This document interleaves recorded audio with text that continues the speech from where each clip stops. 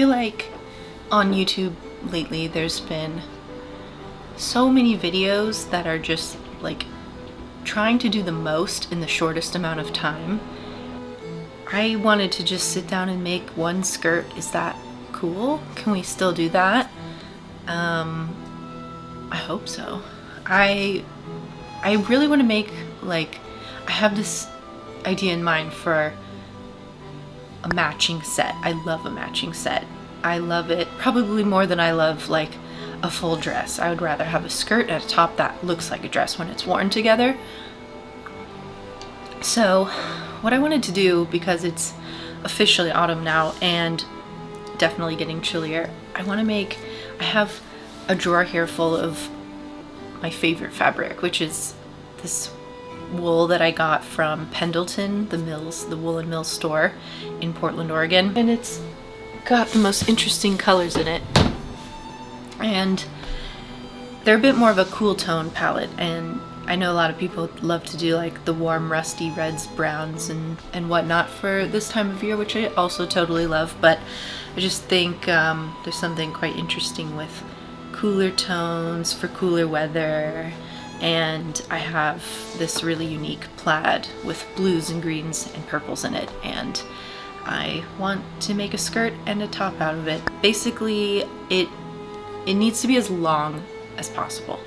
That is going to be a bit of a challenge because maybe like a year, 2 years ago, I actually made something out of this fabric. I made a pencil skirt, and I used like not even half of the total fabric that I had bought. So the majority of it is untouched, but there are these like large, completely usable pieces that were cut already.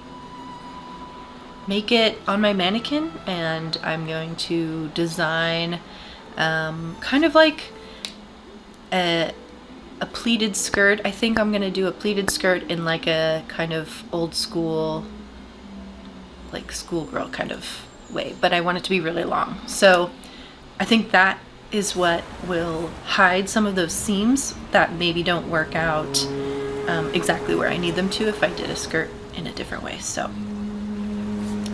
let's see how it goes. This is what I'm gonna get started with. I'm gonna sew these together and then have one big piece and then pleat that down, and then I'm going to put it on my mannequin and see what is missing and where I want my closures to be and how I kind of want things to shake out. So I came to a realization. I don't like the length of the skirt currently. It's hitting like right below the knee, and I prefer a much longer skirt. I want it like midi length. I feel like that's what's most flattering on me. If I start lower, I think what I either need to add to the bottom or I need to add to the top, of course. So I'm going to try making some kind of yoke waistband and seeing what that looks like. Maybe there's like a flatter to the body part at the top, and then it just sort of comes into the pleats. I've seen skirts like that. So I think I'm going to give that a go and see if that is an option.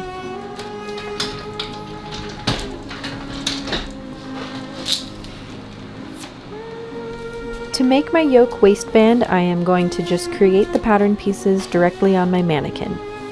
There are many ways to do this, but the way that I've been trying out is to use this 1/4 inch painter's tape to make my lines, and then I trace over top of it with muslin or any scrap fabric.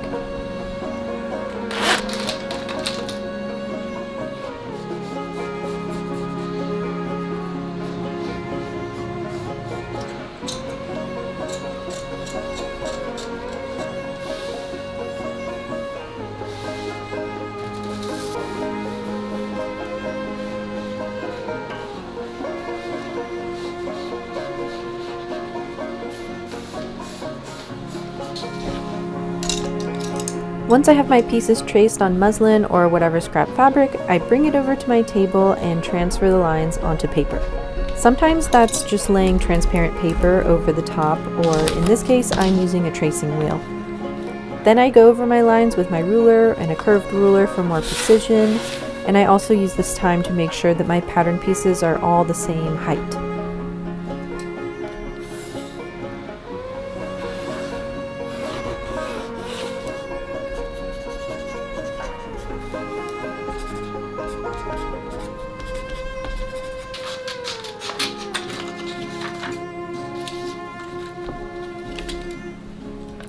Don't forget about grain lines here. This is essentially a circle skirt in a way, so the grain lines will need to rotate around the circle of the waistband. So it's good to draw that in, and you can always make sure you're placing them in the right direction.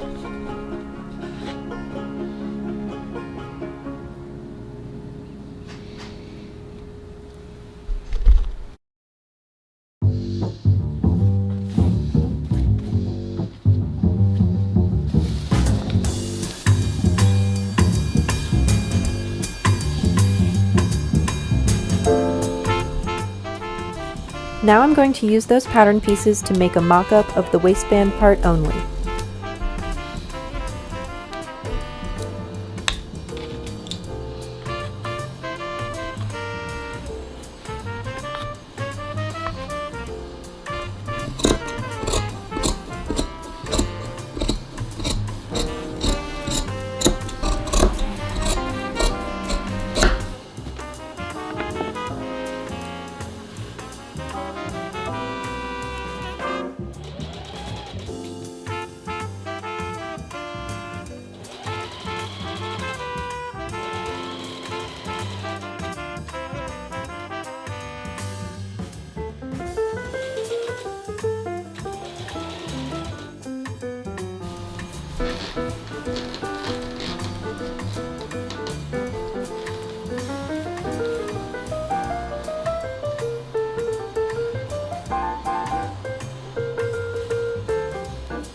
This is pretty much matching up like it did on the mannequin. I would say it's pretty perfect.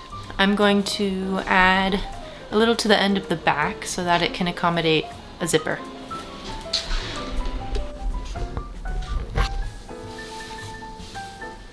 Alright, so I ended up changing the back a little bit. Instead of it being on the fold like it used to be, I have changed it to be cut to completely. I extended it a little bit so that it could accommodate like a zipper or buttons even. So it's no longer on the fold, it's a separate panel. So what that has meant is I now have this 7-panel kind of, it's like a waistband yoke, I guess. And it kind of just looks like this. So what you could do is if you were to extend it as far out, you could extend it all the way down and flare it out along the, just continuing the lines that are naturally there, and you'd have a perfectly good paneled skirt, nice A-line shape, and you wouldn't need darts or pleats or anything because that's the point of this piece. Okay, so here's my template, my mock-up. This is the center front. This is the center front. I think what I'd like to do is have a zipper in the back. So I'm gonna use this widest pre-cut piece, the former back piece, and I'm actually gonna see what that looks like if I pleat it down to fit into the front, and maybe that's gonna determine the rest of my skirt. I don't know, it may not be enough. It's not very wide compared to the skirt, the front piece of the pattern, so we'll see. It may not work, but I just want to see like how much am I dealing with.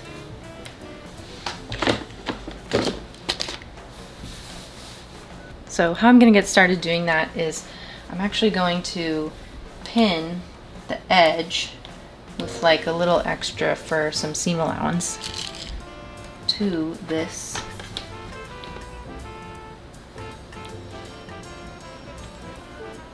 and I'm going to pin the other side as well with a little extra for seam allowance.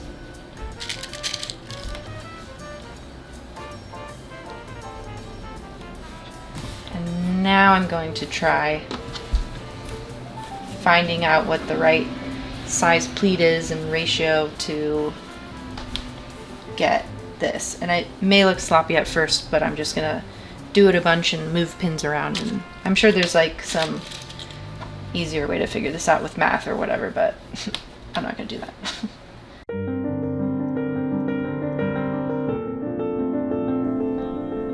In case you're confused, I took apart the pre-cut pieces again so that I could redo the pleats according to the seams of my new waistband.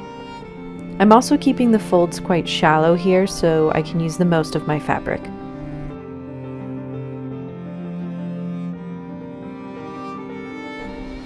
I think this is a good size of pleat. That's kind of what I had in mind, and hopefully I have enough fabric. Well, I definitely think I do have enough fabric to go all the way around with the 2 pieces that I already cut and then the remaining fabric that I have left.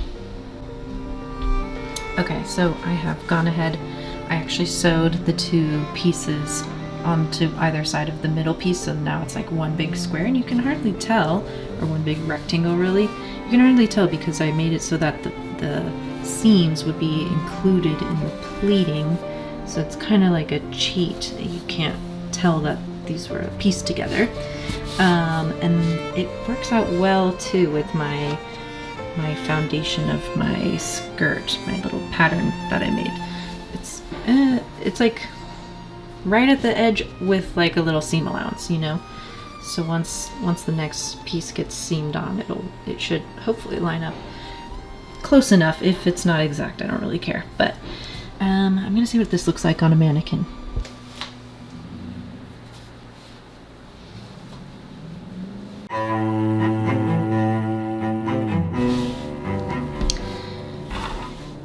Alright, I know this is overkill, but I am going to make a pattern piece for the remaining little bit. I know it feels like maybe an unnecessary thing to do, but it's my super special Pendleton fabric and I just don't want to ruin it again.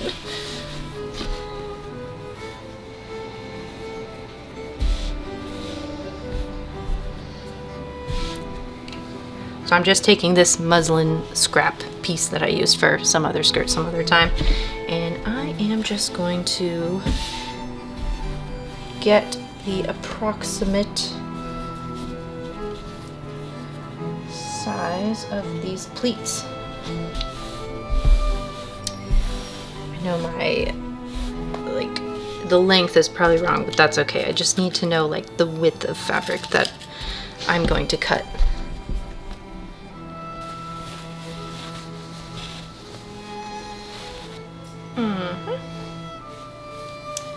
Alright, I think that's good.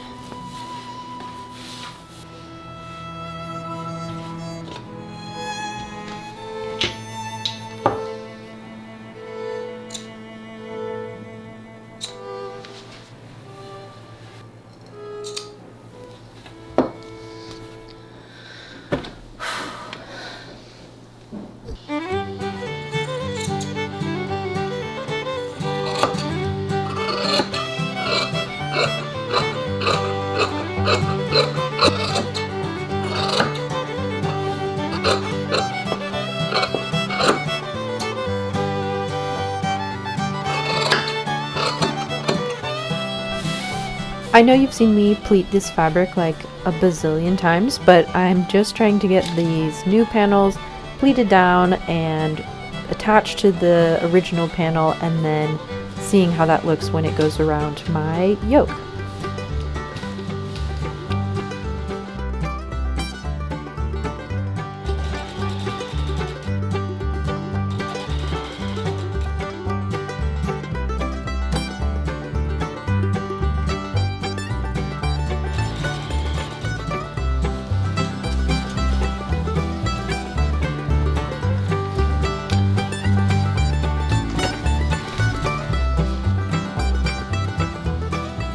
Now I want mine to be crisp, so I'm pleating all the way down. I'm using a little light mist and I'm pressing it flat with this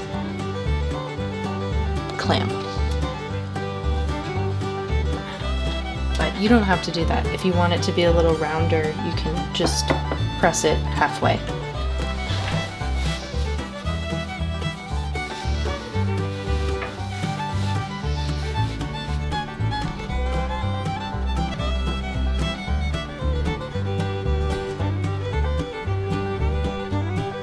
I tried sewing the pleats down vertically a couple of inches, but I ended up taking this out in the end because I didn't really like it.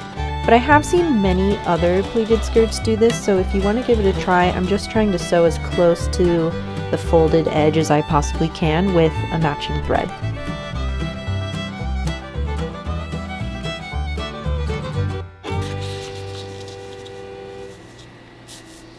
So the skirt, the top of the skirt kind of is around where this purple starts, you can see.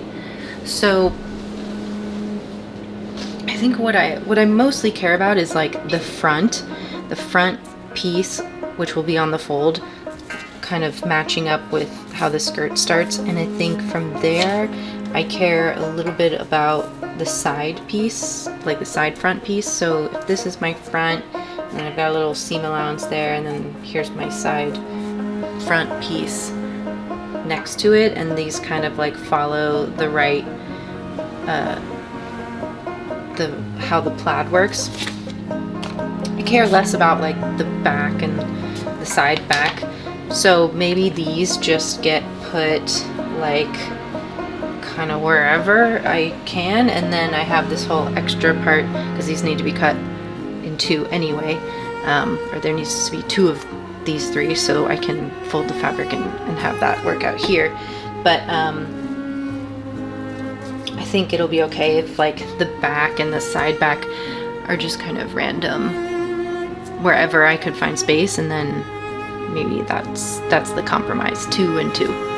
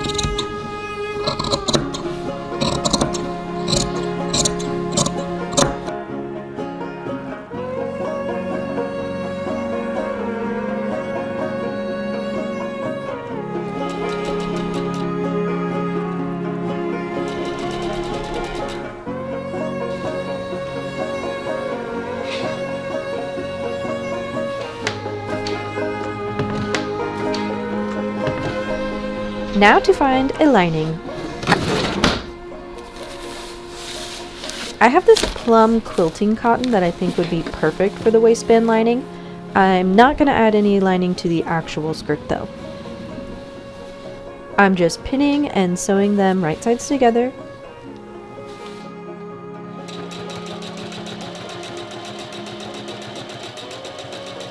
Clipping the curve, which was probably unnecessary since I'm also understitching the lining to the seam allowance. This just means that the lining doesn't become visible on the outside.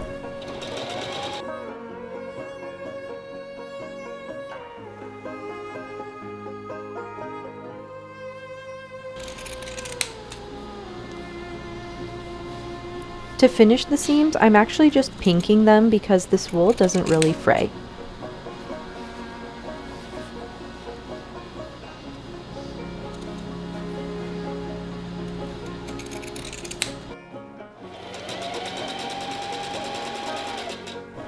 Lastly, I'm just attaching the pleated bottom part to the main fabric of the waistband, right sides together.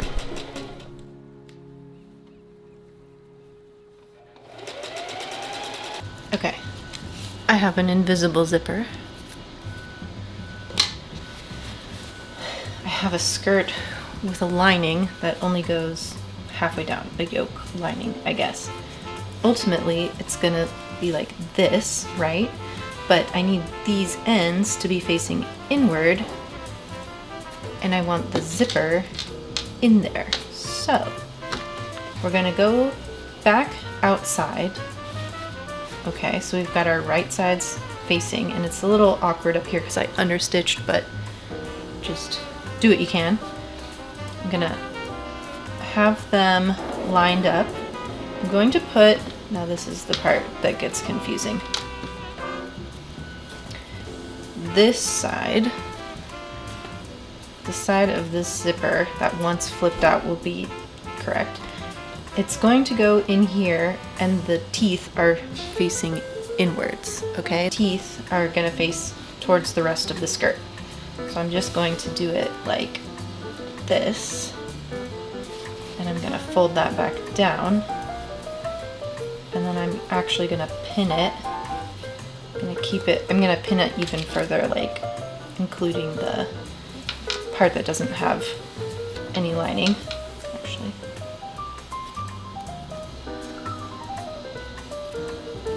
Okay, so you know what that's gonna look like if we do a little pretend like we sewed it. It's gonna look something like this, although hopefully a little bit neater, but it should have the raw edges turned inwards with the teeth facing out, and hopefully, if I chose the correct side, that is the right side of the zipper that should be in there. You see? So, flipping it back out. I'm gonna sew. I'm probably gonna baste it by hand so that I can take the pins out, or at least just baste it by the machine or something, so I can take the pins out, and then I'll probably sew it again super close to the teeth. That'll be tricky because I can't really see what I'm doing, so we'll see if I get it.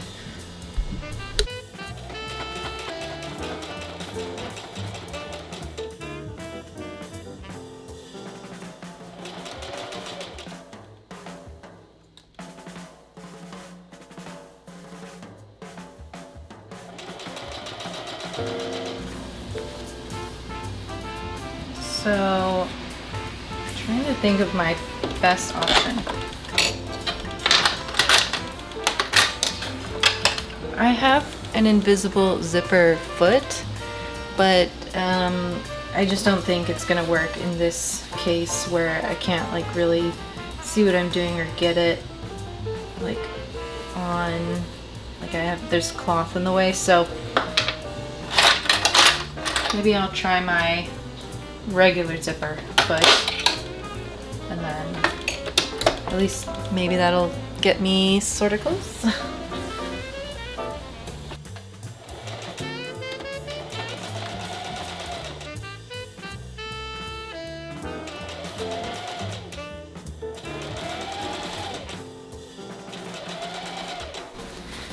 I did a pretty good job.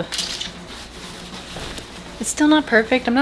I'm not perfect at invisible zippers, but it is pretty dang good. It's probably one of the best ones I've ever done, so I'm pleased, I have to say. So if it's showing a little bit, I don't mind. It's in the back, and it's the best I'm gonna get.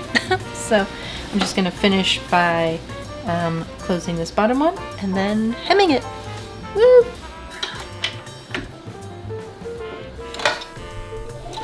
Actually, the last thing I did was stitch in the ditch along the waistband bottom hem so that it could include the raw edges of the pleats. And then I was done.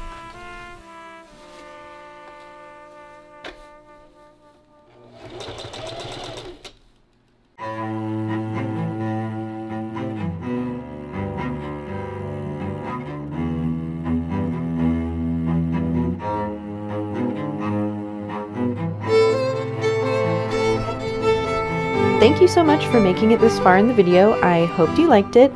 I'm always torn between a video that does a lot of things with little explanation versus only one garment but with detailed instructions, so let me know if you have preferences or what your thoughts are.